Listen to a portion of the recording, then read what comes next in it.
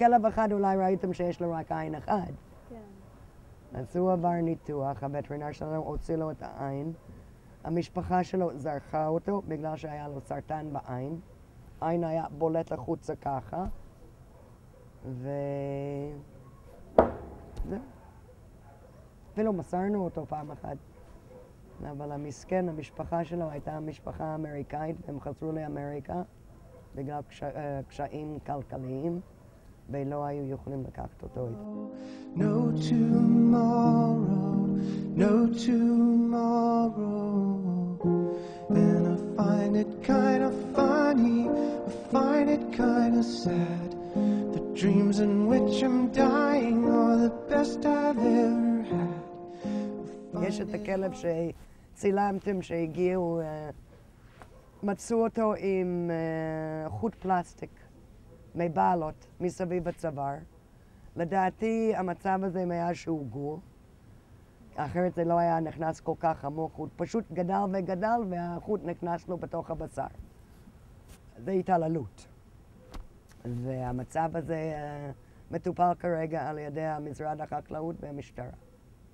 אנחנו יודעים מי הבעלים שלו.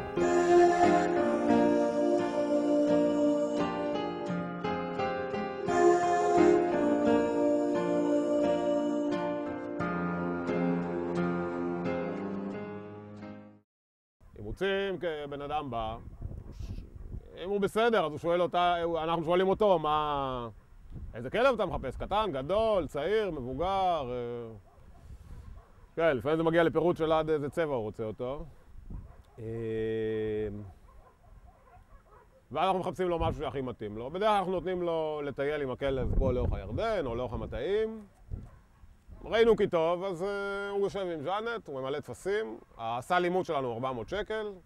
כל כלב שאנחנו מוסרים מפה עבר 3 חיסונים של משושה, עבר... מה? מה זה סל אימוץ? כאילו, הבן אדם שלם או ש... הבן אדם שלם, כן. ב-400 שקל. הכלב, מה שהוא עבר זה את הזריקות משושה, הוא עבר כלבת, ואם זה זכר אז סירוס, ואם נקבה אז עיקור. מהרגע שהוא נולד הוא פה,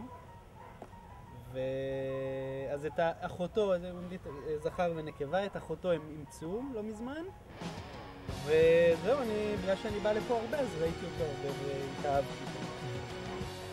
וזהו, לקח לי כמה ימים ככה להחליט, אבל זהו, החלטתי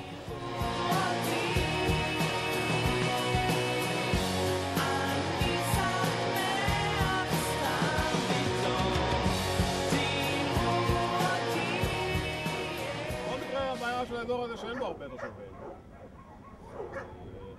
מי שאוהב כלבים כבר לקח כלב, אז אין פה הרבה... אין הרבה אימוצים, אין הרבה... אנחנו גם רואים, אתה כל יום רואה בטלוויזיה ובאינטרנט ובוואלה ובזה, כלבים מהמרכז, כל מיני עמודות לאימוץ לנו... מי שאוהב נכנס לפייסבוק שלנו, אבל לא... כמו הרבה דברים בחיים, גם הכלבים סובלים מהפריפריה. מה יש לי להגיד לאנשים? קודם כל לא לאמץ כלב אם אתם לא מסוגלים לטפל לאורך כל החיים שלו, כי זה עושה לו רק רע. אם הוא מתחיל בבית ומגיע לרחוב, זה הדבר הכי אכזרי שאפשר לעשות לכלב. לסרס ולעקר, לא לתת לכלבות להמליץ. יש יותר מדי כלבים, יותר מדי גורים, הם מגיעים לרחוב והם מגיעים לסוף לא טוב. זה לא אכזרי לעקר. וזה לא חוויה משפטית לתת כלבה להמליץ. כי זה מאוד לא חינוכי אחר כך לזרוק את הגורים החוצה.